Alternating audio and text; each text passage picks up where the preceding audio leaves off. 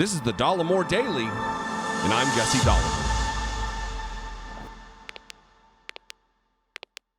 I said just a few videos ago, and I'm going to repeat it, but I'm going to amend a statement. I said, stop electing stupid people to positions of power. And I want to amend it, not change it altogether, but add something on. Stop electing stupid and or sinister people to positions of power. Marjorie Taylor Greene right now is drunk with it. Drunk with power. Drunk with the fact that Donald Trump, according to this article from Rolling Stone, is considering her for a high position within the Justice Department if he indeed wins the presidency in 2024. Imagine what kind of a Department of Justice we would have. Listen, it has already been a doozy with Donald Trump's Justice Departments, with Jeff Sessions and Bill Barr, a poor man's John Goodman, with Jeffrey Clark almost attaining an interim attorney general position. It is dangerous enough that we have a full-bore fascist running for president in 2024. Likely. Not likely that he's a full-bore fascist. Likely that he's running for president. But it's another thing entirely when he surrounds himself with feckless, bootlicking sycophants who are sinister white nationalists like Marjorie Taylor Greene. I'm going to read from this Rolling Stone article just very briefly. Trump says he wants Marjorie Taylor Greene in his next administration. Wouldn't she be great? The ex-president tells confidants of a person who mocked a school shooting survivor and blamed wildfires on a secret space laser. A space laser placed there by Jews, according to Marjorie Taylor Greene. Marjorie Taylor Greene, who may get a high ranking, I'll just get to the quote here. The second source recalls that over the past year, the ex-president has briefly mentioned Greene's name as someone who could be in the running to be a senior official of the Justice Department during a second Trump administration. A senior Justice Department official, someone who doesn't have a law degree, someone who doesn't know what version of martial law is, someone doesn't know what a petri dish is. She called it a peach tree dish. Someone who doesn't know flagrantly the word, she said fragrantly. Someone who doesn't know the difference between Nazi secret police, the Gestapo, and gazpacho, the tasty cold tomato soup. And there have been many others. Those are just right off the top of my head. Reading from this article, if you're wondering what a second term of Donald Trump would look like, look no further than Representative Marjorie Taylor Greene. As he lays the groundwork for a 2024 presidential run, Trump has talked to close associates about who he'd tap for top government positions should he win back the White House, and Greene has repeatedly made his list. Two sources familiar with the matter tell Rolling Stone.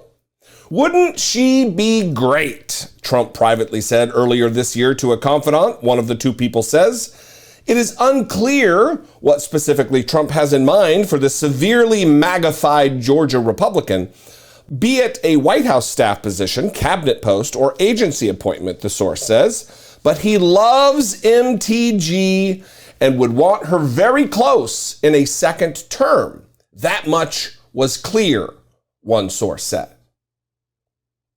Imagine the unbridled chaos that would exist that would far exceed what we witnessed in his first term if Marjorie Taylor Greene had any reach of authority and power within the executive branch.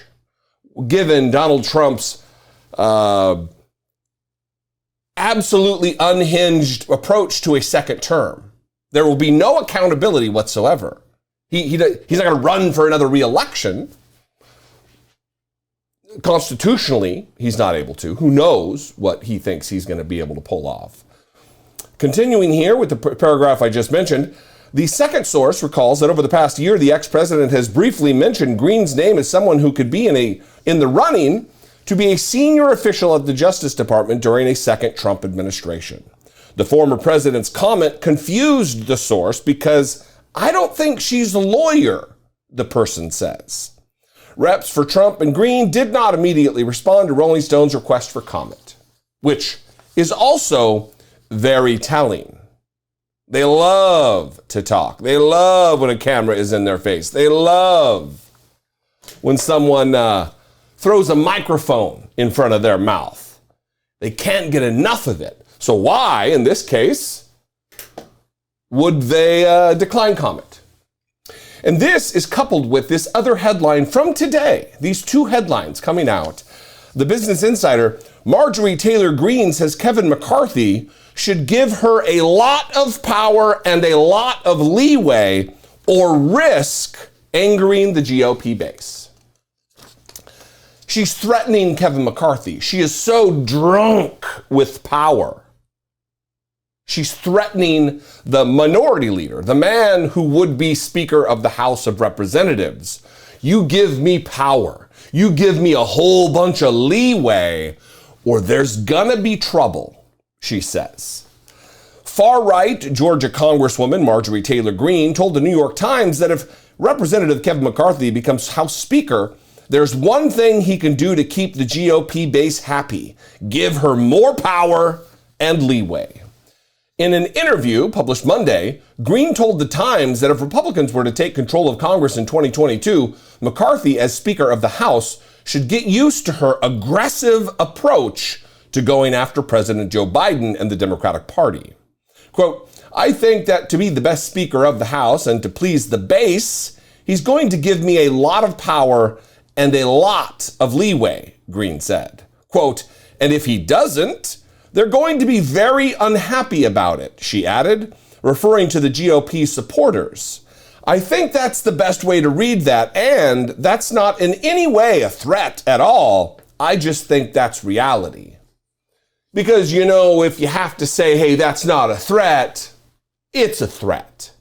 She's now threatening House leadership, a woman with no committee assignments, but who has a Svengali-like hold over the ex-president of the United States, as well as the GOP base, the white Christian nationalist GOP base. This is a woman who has been invited to, accepted the invitation of, and spoke at white nationalist Holocaust-denying conferences hosted by Nick Fuentes, who I've covered here on this channel a dozen times maybe.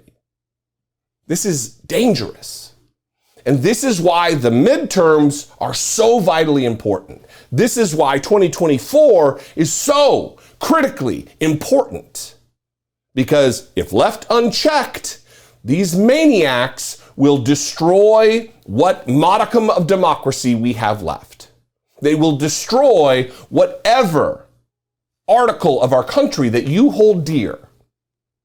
They've said it. It is their stated objective. They participated. They incited insurrection against the United States of America. And for some reason, here we are, they're allowed to run for office again. Only in America, land of opportunity, can you attempt to overthrow the government and then participate in the democratic process to gain more power through democracy. What do you think? I'd love to know. You can call. Leave me a brief voicemail, 714-576-4054. Of course, you can email me, daily@dollemore.com. This will be my last live video. It's not live, but you get what I mean. Tomorrow, I check in for surgery in the morning to remove my colon cancer, and again, along with it, about 35% of my colon. Yikes, that's a lot. I had a friend say that they're just going to make an expressway from my mouth to my other end. Hopefully that's not so true. So I will be gone for the next 2 weeks or so, possibly longer. I'll be in the hospital for a few days. And in my stead, the valiant brilliant co-host partner of mine for the last 9 years, my wife, my life partner and my content creation partner, Brittany Page, will be guest hosting for me. You will be in fantastic hands. I would humbly ask that you diligently watch the content that she produces. It is the best way to support the channel, and I would appreciate it very much. Follow me on social media for updates, more immediate updates of my condition and what's going on. I am at Dollemore. You could also follow her. That would be great for the real updates, and she will be the one with the phone and conscious, after all. Hers is at Brittany E. Page. If you like what I do, if you appreciate what I do, if I bring you value, please consider supporting my work. Click the join button below, become a channel member for $2 a month, or go over to patreon.com/IDoubtIt podcast. I love you guys. I appreciate you guys. I'll see you next time, whenever that may be. Be genuine. Take care of one another.